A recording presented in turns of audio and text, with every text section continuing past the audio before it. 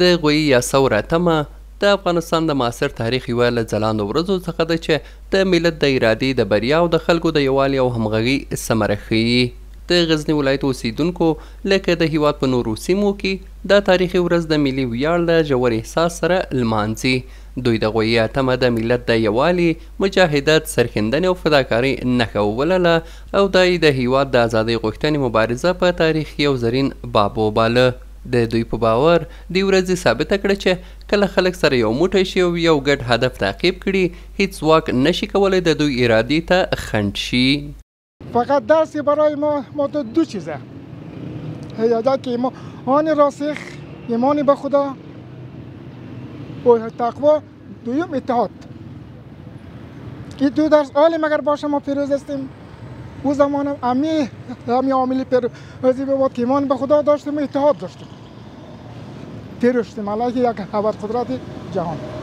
د شورویانو ډیره خونریزه دوره وه، ډیره ظالمه دوره وه، خو افغانانو ته الله تعالی جل جلاله توفیق ورکړو چې ټول یې خنثی کړو، ختم یې کړو. بلکې یو شوروي نه امریکې ته هم شکست ورکړی ده، مجاهدینو ورکړی ده. موږ ټول افغانان غیرتمن، باجراته، باسجاعته خلک یو. انشاءالله یو قدرت، یو څوک د موږ په مقابل کې انشاءالله په فضل د خدای نشي درېدای.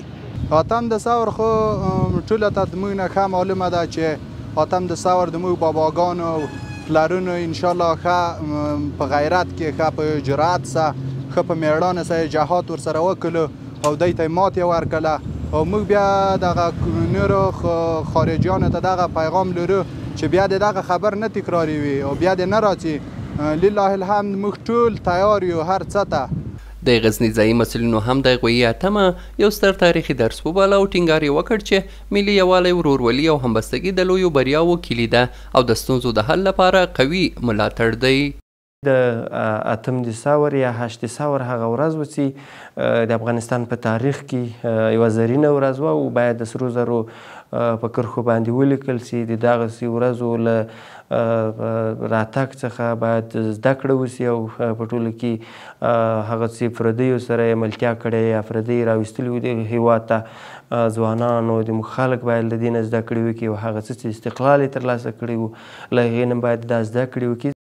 د غویي اتمه د ځوان نسل لپاره هم د الهام سرچینه ده، څو د دې تاریخي ورځې له ارزښتونو څخه ژور درک وکړي او د هیواد د عزت، خپلواکۍ او سرلوړۍ لپاره هڅه وکړي.